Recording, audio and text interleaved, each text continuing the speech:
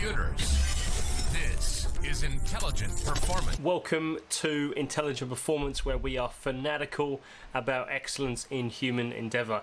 And today we talk about a very sad topic. Did you know men's suicide here in Australia is twice that of the road toll or road death count nationally? It's a super striking statistic in my opinion. And today we welcome Wally Akosile, who is going to talk about the work he's doing and his new book, which focuses on helping change and shift the perspectives about what it is to be a man and what it is to be a man who asks for help. We go into talking about some of the biggest issues around men and when it comes to opening up, some of things like shame, embarrassment, and just kind of social norms which men have to confront when it comes to opening up about hard times, but the difference it can make if you do. Trigger warning on this, we cover some pretty heavy topics, but for those migrants out there, for people who have visited this country, I know personally it can be very lonely not having any support networks around you. So this topic and this conversation is for you, and we really hope you take something from this. And if you haven't already, please check out Wally's book, The Real Men Don't Do Therapy. It's a striking read, and I think it'll resonate deeply and open your eyes to a really important topic. Let's dive straight in. Wally, great to meet you, and thank you so much for being on the Intelligent Performance podcast. It's a pleasure to have you. And where I'd love to start, as with all of our guests, is what is your take on intelligent performance? No, thank you, Michael, for having me. And it's an honor to be your first fiction on your podcast. Well, look, the way I look at intelligence, there are three dimensions. There's the intelligence quotient, IQ, there's emotional quotient, and then there's spiritual quotient. And the mix of this is what produces what determines function, or what determines our trajectory in life as a whole. So it's not enough to have a high intelligence quotient. Your emotional quotient is super, super important. And in the long run, it's what is going to make you an exceptional performer. While the spiritual quotient gives you that all-round satisfaction in terms of fulfillment in life. Yeah, if you have an average IQ and a high intelligence and emotional quotient, you're really going to go far. If you have a high IQ, low emotional quotient, sorry, you're not going to go far. I love that. It's a great, very powerful answer. And I think kind of typifies the conversation here in terms of a lot of so you've just released a book, or it's coming out for launch soon, called Real Men Don't Do Therapy, which is a controversial topic. I think, and one which a lot of men might actually agree with that statement. Others might think that's exactly what needs to change, and that's probably part of the issue. So you're a psychiatrist, you're an expert in this field, and you, no doubt, from your practitioner sense, deal with this on a regular basis. What do you see as a practitioner, and what was the point of this book? Why label it Real Men Don't Do Therapy? The statistics in Australia is a bit scary. 1 in 8 men would experience depression in their lifetime. 1 in 5 would have anxiety as a clinical disorder. And on an average, 7 out of 9 daily suicides are men. In fact, the death by suicide in men is almost twice the yearly toll. And this is something no one is really talking about. It's not grabbing the headline. And so we have this silent, quiet epidemic going on amongst men, and for many reasons. So hence why that's one of the things that inspired this book.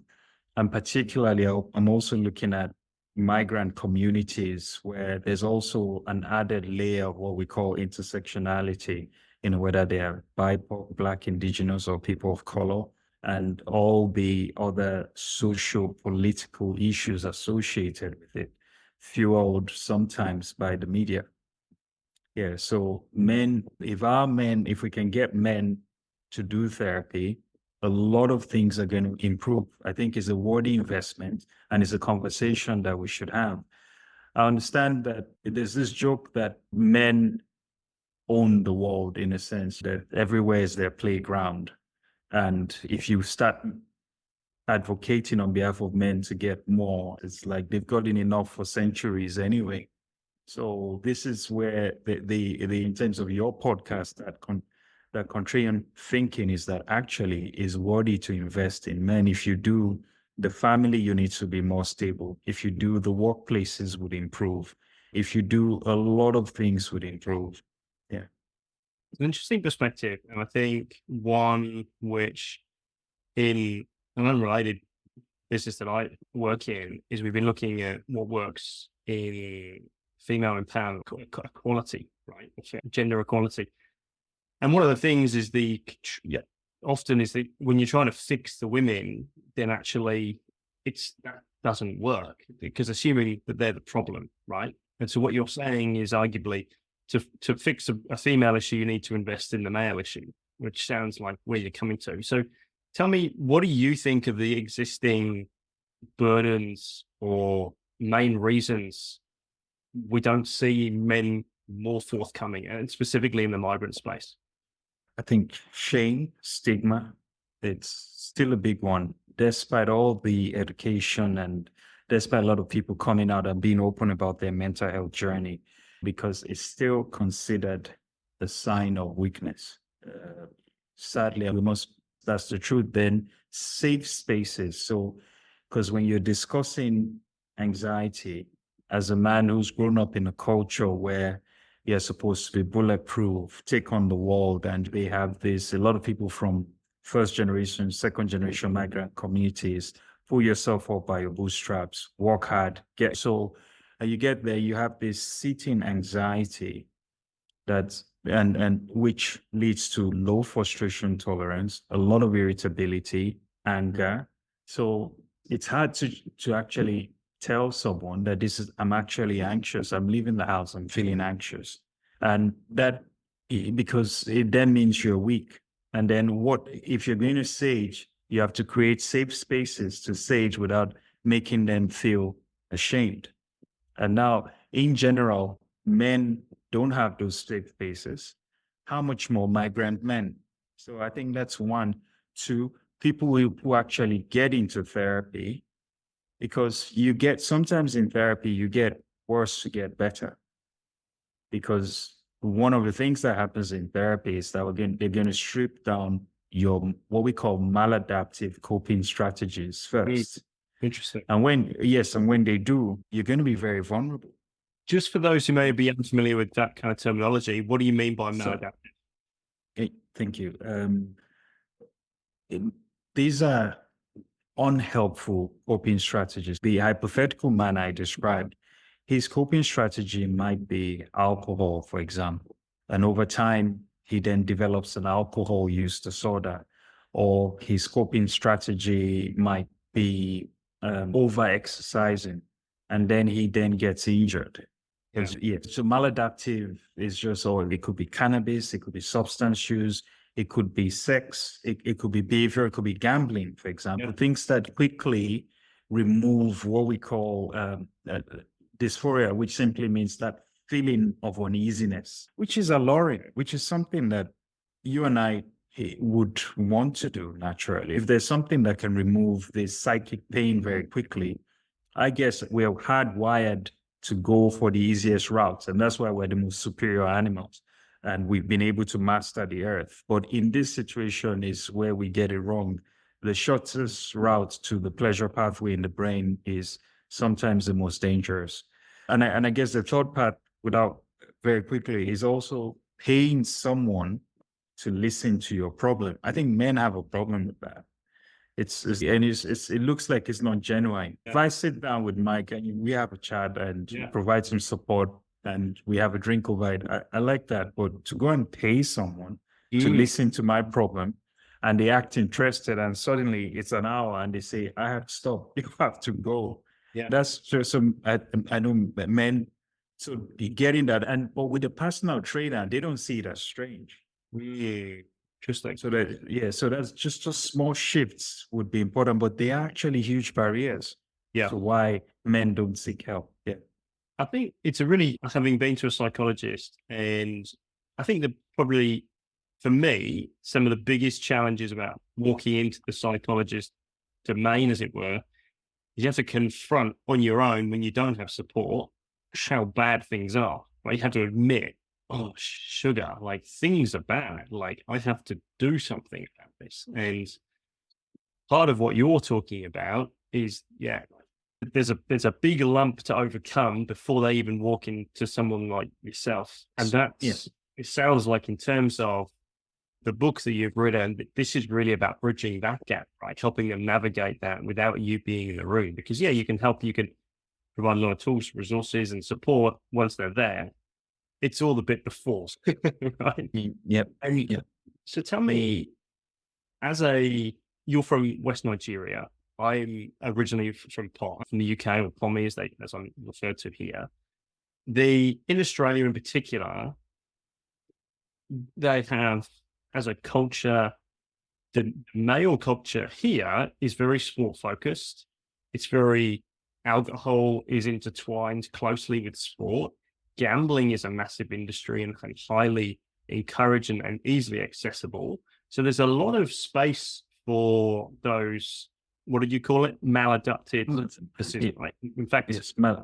you could say it's encouraged. So what do you think as a fellow migrant to this country, is that different from at home? Would it be easier to have this openness, this frankness, this conversation back home? Look, I dare say it's the same problem in back home, Nigeria, football. I mean, let's call it what it is, football, not soccer. We can translate it. It's massive, massive. So they're into it. Well, there's hardly would you find a Nigerian male who can't play properly. Yeah, it's almost a religion. The same as rugby here. And with that comes also drinking subculture. The gambling is a bit less, is less. And it's also, it varies from household to household. But increasingly, when I speak with migrants, I find out that the men are not very different from the Australian men in terms of not talking about mental health. Or their fathers, you would speak to people and their father never told them, I love you, which it was different for me. And sometimes you use your experience, of course, this is part of the bias, colors how you see everything. I'll be honest, I was a bit shocked to find out in a room full of migrants, most of them said, my father never won. You knew he loved you. You knew, but he would never say it. Yeah, so it's the same apart from gambling. And then there's an overlay of religion, whether it's Christianity or Islam, which there's a lot of positive self-talk and thinking that takes place in these circles that is sometimes helpful, but there's a place for spirituality in recovery, but the access to formal psychotherapy is also limited. And medication. In fact, yeah. So it's the same. It's the same. In fact, it's because of that positive self-talk, almost malignant positive self-talk, which is not a bad thing. So the more you hustle, the better it is. But here, the more you hustle, the more the anxiety, the more you are isolated from your family. And sometimes the hustle is not translating to more. And then comes a lot of inbuilt frustration, and there's no one to talk to about it. I hope you get what I'm trying. Yeah, for sure. No, I'm just sat here going, yeah, it feels like it's a topic, right? Gets a lot of airtime.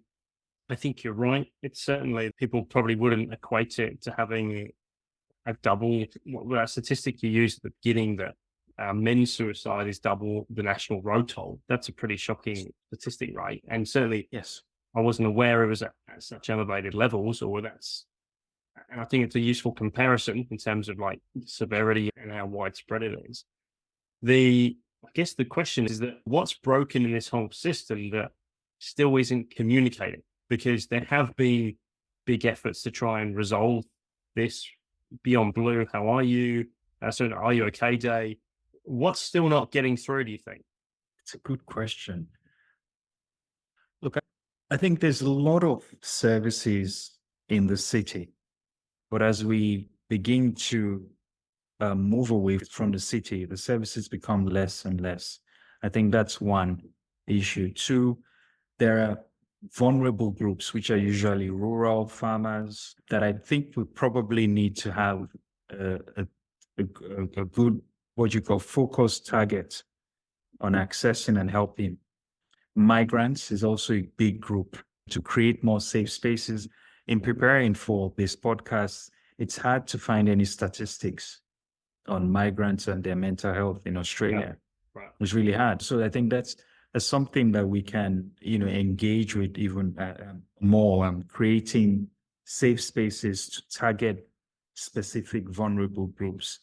I think that's, So, and I think that's why it's not, they're doing a lot, they're spending a lot of money, and there is a national shortage of psychiatrists at the moment.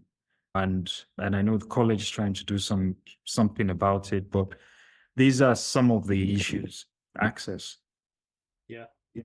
That's interesting, isn't it? And I think migrants are an interesting one. Having come here, I came here on my own. My parents live overseas. And yeah, there were some dark times. I remember like within the first 2 years, I was doing my regional work on a farm as part of my visa requirements. And that was like some of the darkest days I've ever experienced. And I was a young man, and obviously a lot of promise, but especially when your visa, you suddenly realize what visa means.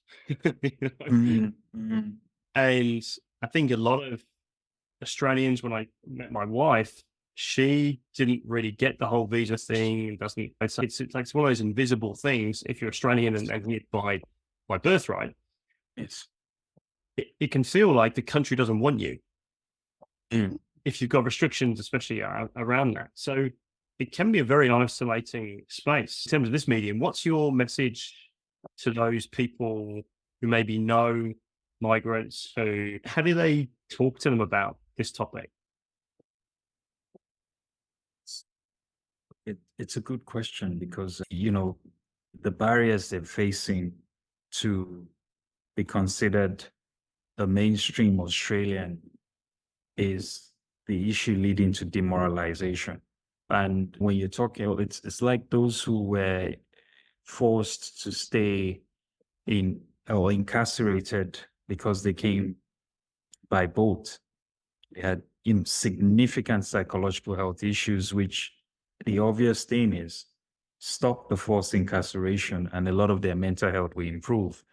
And I guess there are different situations, but I'm using this as an example that someone is going to therapy and the issues are, you need to pass these exams, get through this to become a permanent resident, and then you can buy a house, and then you can get access to Medicare and all. But now in passing the exams, there are barriers to doing that because you've come from another country, you have to learn a new system, and all the other intersectionality issues. If that person comes to you, the obvious answer is that just find a way of helping me pass the exams or find a way of getting me permanent residence. But I think in therapy, the issue is how do we make you feel contained and content even as you go through this journey?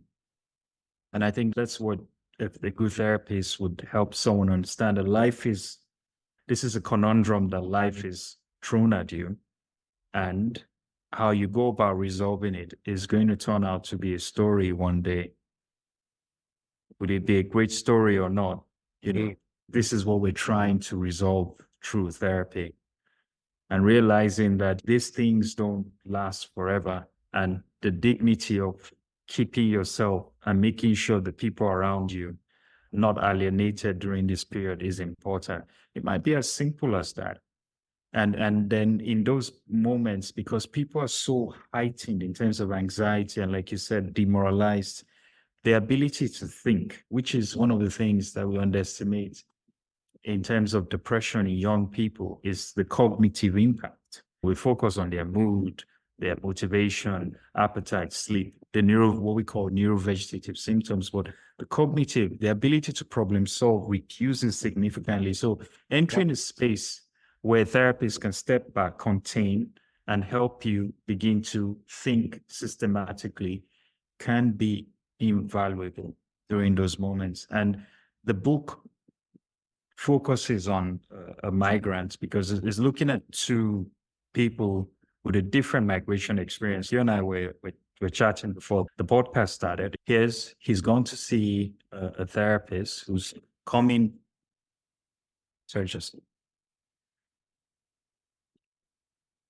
Who's coming via England into the country, different migration experience. He's coming as a student, looking for a job, underemployed, and he's had this very terrible experience on the bus where he was vilified. And after that, he's struggling mentally. And his friend whose partner had gone to therapy before encourages him to go and see a therapist, and it's foreign to him. And this is the premise of how the book starts, and how for both men, their past is on earth and they need to walk through the past to understand the present. And basically, what else is therapy, really? Yeah. It's about, yeah. So that's what the book is about. So there's several plots. It just shows you what takes place when you see a psychiatrist in Australia. So not Hollywood type of where psychiatrists act as investigators. That doesn't happen in real life. Yeah. That's. I mean, tell me about your journey. Well, there's lots of people I meet. I met a daughter of a good friend of mine. She's very interested in psychology, and she was interested on specifically working with people with navigating depression and things like that. I've met sports psychologists who they're very interested in elite performance and how do you achieve those realms.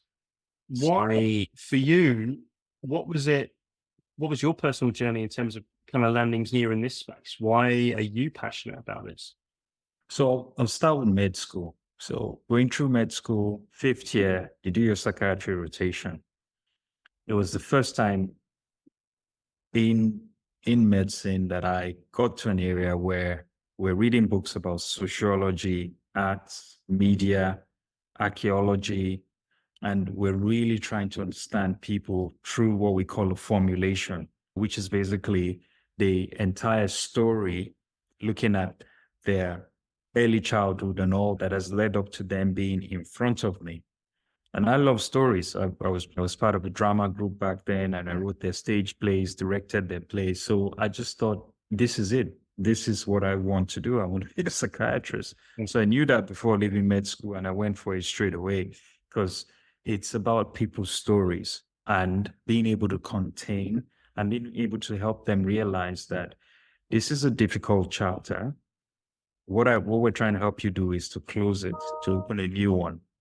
And to help, just very quickly, with all books, I actually tell clients this: if a chapter becomes too long, a lot of people lose interest in that book because people are just trying to close that chapter of their life and open a new one. And that's what you're trying to help them do.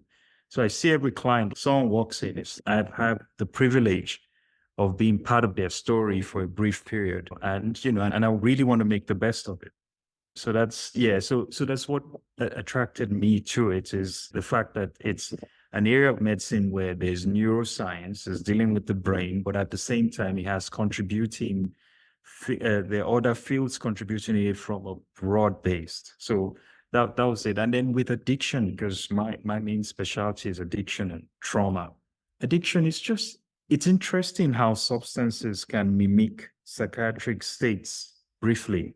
If someone had amphetamine, had too much, they have a psychotic illness, which would be very similar to what someone with schizophrenia. And it was just very powerful to see that horrible experience. And I had this view that perhaps in those temporary states, we might be able to understand how people have or how people develop schizophrenia, since it's the same symptoms. Of course, I was absolutely wrong, and I pursued addiction. And the other thing that's interesting about it is that we all have addictive behaviors. whether it's exercise, and which is a good addictive behavior, whether it's 2 cups of coffee. But there's a fine, and I dare say we need addictive behaviors. Maybe this is another contrarian thinking. We need addictive behaviors to be effective humans. We do, sadly, yes, we do. But the issue is when those behaviors are leading to functional impairment. If I'm staying in the gym for 4 hours instead of 1, forgetting to pick my daughter from school or being late for my clinics, then I need to see someone to have a chat about that. It's moved into a use disorder. So I think addictive behaviors are really important to be an effective human. So that whole space, super cool. And that's how I got into it. And in trauma, and my PhD was looking at the link between cardiovascular disease and trauma in Vietnam veterans. And that was an eye-opening experience for me. And bringing it back to the book, sometimes for migrants, because of the feeling of being ordered, that is OTHER, they have what we call micro traumas that we are now finding impacts on every system in their body. Higher rates of hypertension, higher rates of diabetes, because their bodily system is in a state of constant stress and hypervigilance. Even though it's very different from what the Vietnam veteran would have, seen someone killed or being shot at. But the outcomes, even though it's low-grade trauma, can be as devastating. And no one has really conceptualized that. There are a lot of people talking about it now. And this book is also highlighting it for migrants. The other reason why I wrote the book is there are no stories about our journey in Australia. There's hardly any book. If you look, there's none actually about the migrant journey, whether it's via coming through university or coming as an economic migrant. And this book is the first to actually paint that raw picture of what we go through, but also celebrating the beauty of Australian life too, because there are a lot of great characters there that helped these people to acculturate and helped life to be bearable for them until they make headway. Yeah. Phenomenal. And I think, in my experience, Australia is actually some of the amazing things they do here, like the 10 sessions of access to a psychiatrist, or forgive me, A psychologist. I think as an effort, they're very easily accessible via a GP. The GP asks you like a few questions, and then you've got your 10 sessions. Like, it's not a high bar, quote unquote, to access. And I think that's certainly to be applauded, right, in terms of making it more accessible. So I think, just tell me what, I think it's a beautiful way.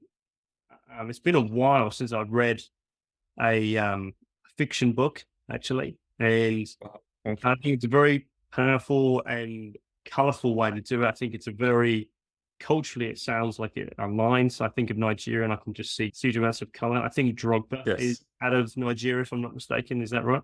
No, he's from Ivory Coast. So Nigeria, no, remember Okocha, JJ Okocha.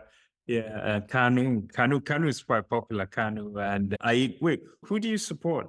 Well, I'm a big fan, a big believer in the Premier League currently. I wouldn't say I attach my pin to any of it. I just love I think the contest of the Premier League is extraordinary at the moment. It's got to a very high level.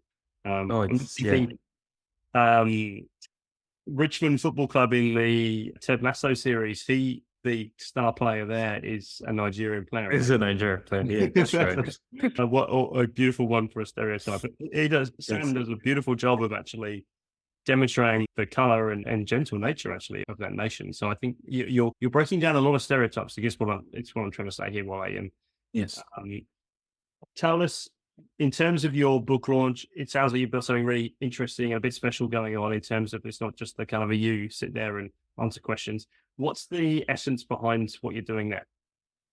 Excellent. It's to break stereotypes and to open up conversation about mental health in migrant communities. I think, that's the main aim, is to allow people know that we can have safe spaces to talk about these things. It's okay to talk about it and validate their experiences in terms of whether it's anxiety or a feeling of being ordered and to make them realize that there is help. on the panel, we have people like Associate Professor Katomi Gatwiri, who's done a lot of work in Afro-diasporic studies. We've got Agnew Alexander, who is an adult psychiatrist based on the Gold Coast, and Dr. Henry Aganwa, who's based in Toowoomba. He's been there for 30 years. So these are people who, serve the country and understand country and know the country very well and culture. And then we've also got Dr. Genevieve Golding, who's the former president of the Anesthetic Society of Australia and New Zealand, whose main work is on doctors' health as a whole. But she herself is a third culture person. So she will be asking the panelists questions. Then I've also got Sharon Orab Kalengi, who is a mental health worker and advocate, who's also going to be on the panel to discuss these issues and also talk about access, talk about the barriers, and hopefully get the conversation started. And the ethnic communities in Queensland, their chairperson has sent a representative. So some of the local MPs are also going to attend. And yeah, it's going to be hopefully a place where we can start the broader conversations, and it goes beyond the book Real Men Don't Do Therapy. Because look, if men do therapy, what they're not realizing is that their sex life gets better. Everything about everything. You should have started a podcast on that, Warren. We should probably should. So maybe that could be the title: "How to Improve Your Sex Life," something like that. Go to therapy. Would have been a good book title too. But tell me, what are they missing out? Yeah, keep going. I interrupted you. Oh no, and apart from that, there is a general improved sense of satisfaction for the people around you, the people you love the most, and being content with ourselves, how we think, how we feel, and realizing that there's nothing wrong with that. And I think the other part is being understanding what our primary needs are and the needs of the people around us. And those needs can be, is it the need to be loved? Is it the need to belong? Is it those primal needs? And like Yalom said, he's a popular psychotherapist. He said, I'm always weary of, I'm paraphrasing, of someone who doesn't have an interest in himself, in understanding themselves. And I think there's a problem where we're told we have to behave a certain way. That prevents us from trying to stand back and understand, but who am I really? And why should I behave this way when it's not coming naturally to me? There are alpha males. There are people who will be alpha males, who that's just who they are, but not all men be alpha males. And I think that understanding, that flexibility is what therapy helps you to appreciate and come to terms with who you are. Yeah. Beautiful piece there. And I think curiosity is a theme which comes up pretty much everywhere. Right? Curiosity about ourselves, about who we are as men. I think it is a confusing space for a lot of men out there, myself included. And it's difficult to work out an identity about. I don't think a lot of men I come across, they don't want to be a toxic masculinity, but there's often they don't know what they want to what's the opposite of that, or what's the variation around that. That's harder to talk about. Then it's quite clear, so I'm not going to be that. But then what do you move towards rather than just trying to avoid that behavior? It's just certainly that can cause people to shut down. I don't know if that's what you find. They tend to retreat. Yes. And we push down on masculinity in terms of, some of the kind of inherent beautiful things about men. Which, absolutely, Michael. And I think it's a journey that we all have to tolerate and realize that it's lifelong. But the point you're making about this, it's almost like the young men. I was trying to see if I can get the reference for this study, where it was recently shown that the younger generation of men are now against feminism, which is strange, which the studies before then showed that they were way ahead. But and if you're reading through it, that it's because of what you described, this constant state of you being told, being shamed. Being shamed. Yeah, and it's not a very useful emotion. No. And over time, it fills people with resentment. Yeah. And then they act out. And I think that study was just people acting out. It's not like the younger men. My experience with the younger men I'm seeing today is that they're really one of the most emotionally sensitive, understanding, and caring group of men that are coming through. I think the future is really bright with that. Men who are learning to be in touch with their emotion. They're really different from, I would say, for us, 40 and up. They're really different from 40 and above, really much better. And normalizing equal partnership in relationships. Let's be clear, and it's important that those things are acknowledged. And if you ask most therapists, that's an experience that is increasingly becoming normal. But no one is talking about it. It's just shame. Yeah. And it's not really going to work. These things are not going to change without you bringing the men along and having conversations with them. Yeah. And having a space for a conversation. I think I've watched with interest some of the US president elections, and his name escapes me, but the India, I think he's Sikh, Ramaswamy or something like that, if I'm not mistaken. Yeah. Just some of the courage.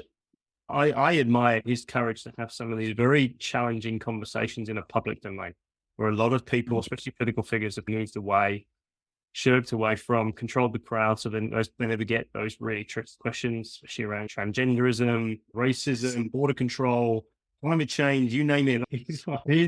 His willingness to talk on those issues, to acknowledge his perspective, and also encourage debate. I think it's very, if you look at the US, where there seems to be so polarized, where there is no room for debate, it's either like you're either over here or you're over here, like left or right, or Democrat or Republican. There's little room for discussion, and then there's often little room to just think about these things, right? Well, I'm a man, I don't want to be toxic, but I don't want to be, what am I? And is it okay to question? And I didn't have much of a role model as a father, so how am I meant to figure it out, right? No, absolutely. The first point about him, I don't know this person, but having those conversations and acknowledging that is actually happening, and acknowledge, because I think one of the things that we need to be able to tolerate is there can be several truths about a matter. So Australia is a great place.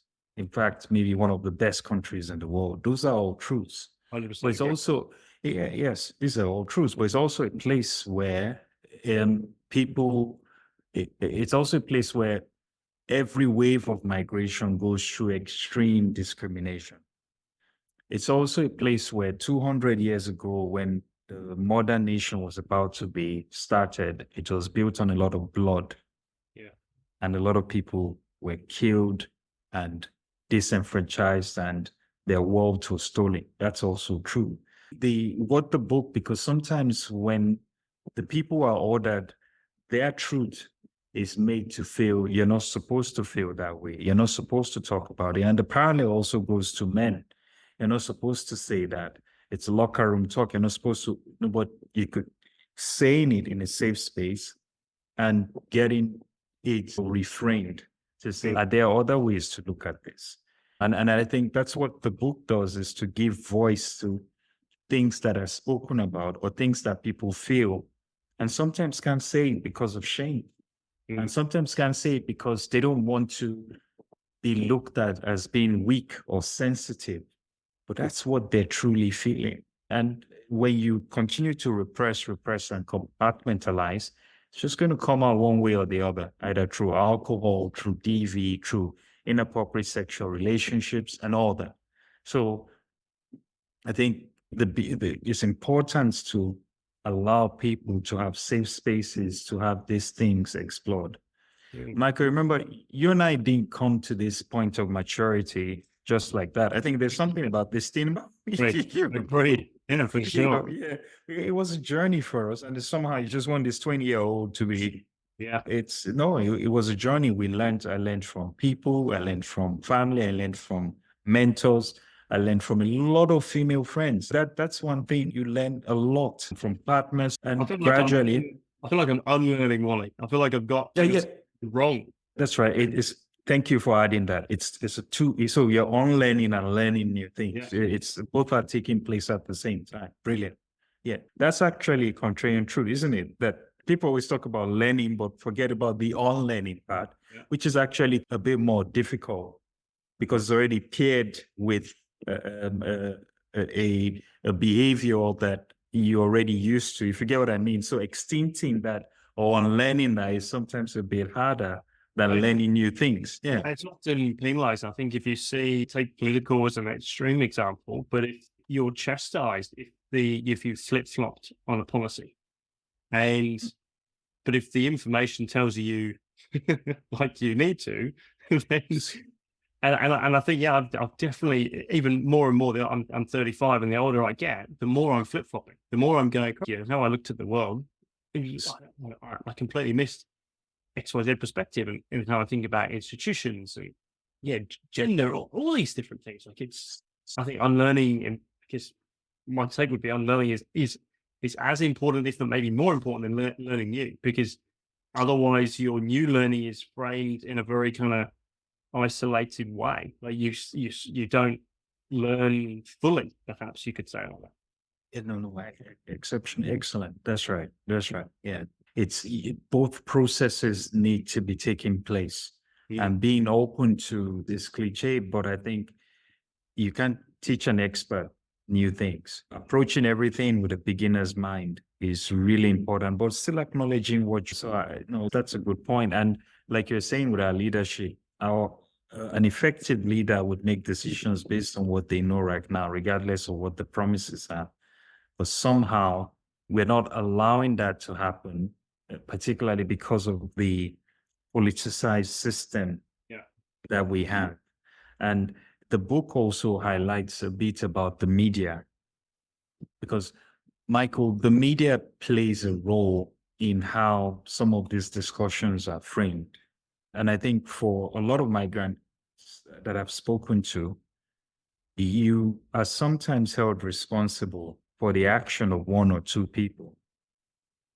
Yeah, but that's not the case for the broader population, where they're not told to explain the actions of one or two people who haven't done the right thing. And that can have its mental health toll and can be significant issues of racial abuse and all those things, which I think it's an important, I don't know how we can help the media understand that the way you report these issues should just be the same as when you're reporting issues from, maybe if I use the term, the broader Australian community. When you mention children age 17 or young people 17, 18, and 19 release their names after they've done something, and you won't do that for any other group in the community. What we found was the mental health impact is quite significant, very significant. And I think it's also an important issue for us to look at, which the book kind of highlights a bit, and helps the character to navigate those issues and understand the broader context in which it has come to be that way. Yeah. I think the democratization of media is one of the most extraordinary things. The fact that you and me can sit here for 60 minutes, we can publish this to a global platform. I think it's tricky when people think when you use the word media, you might be using the traditional source. You're actually referring to a traditional sort of type of media, which is Channel 7, Channel 10 in this country, and similar, right? And newspapers, right? That's right. And I think what's interesting about media more broadly now is that, take Joe Rogan as an example, where you can listen to Joe Rogan, you can listen for 3 hours, and you can deeply understand Jordan Peterson. Then you've got the two very contrarian things. You've got the clickbait of the national media, and kind of those being the mainstream, and then you've got Joe Rogan, and you can sit down and you can. And I'm starting to, what I guess touches on, coming back to that point, I want to change your mind on, is that if you look at TikTok as an example, we were so used to absorbing information in just 15 seconds, right? And I've come to the view that if you can't know anything if you only know 15 seconds about anything, right? That's right. Actually, applying time to any topic is the most important thing you can do, is actually understand, because as soon as you apply time, you start to realize, oh, that's a bit more complex, or there's 2 different ways to look at this, or there's 3 different ways, 5 different ways. There's loads of different ways to look at this. But if you don't allocate time, and that kind of comes down to what you're talking about, if men don't spend the time on themselves, then they're never really going to learn. And we tend to, like you said at the start, or at least I have, I'll speak from an I rather than a sweeping broad statement. I didn't used to spend a lot of time on me, and thus my insight and my knowledge about me was similar. Yeah? That's right. And That's right. it really is about deepening that learning, right? And I really hope that what your message is sharing is highlighting the opportunity and the potential for that. And better sex sounds good for everyone, doesn't that why? That's part of the reasons. I'm being very comfortable with that's a great point. And I know when we're trying to make sweeping statements, but in general, a lot of men would not have just stand back and observe their thoughts, or stand back and observe how they're feeling about a certain situation and what's behind it. Why is this urging, and where's this coming from? Or spend time journaling. That's when you tell them it's just strange. They say that's really strange. There are a lot of people who come to see me for substance use disorder. We do a goodbye letter to that substance, and they laugh until but after they've started writing the goodbye letter, they say it's a very deep introspective process, because you have to understand how you met, what was good about it, what's not so good about it, why you're saying goodbye. And that just chronicles your entire life journey. Well, it looks like a Dear John letter in the beginning. Yeah. And that helps you with reflection and introspection, which is what you're saying. Many of us, including myself, okay, let me speak for myself.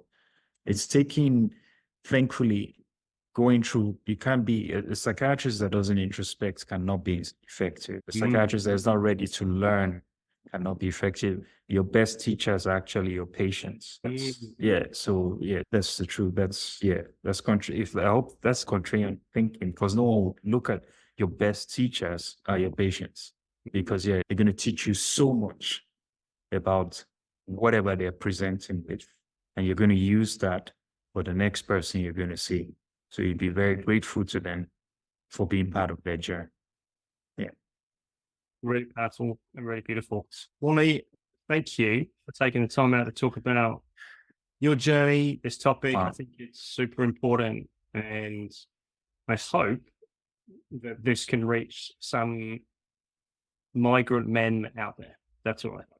And I want to, hugely applaud the effort you're going to help disseminate this message. I know Michael, 23-year-old Michael, who was on a farm in regional New South Wales at the time, would have taken a lot from this, and should take a lot from this. And I hope the equivalent of that, they can find this in some way. So thank you, Wally. We're going to link to your launch, the book, in the episode description below. And I wish you the very best of luck with getting your broader message out there.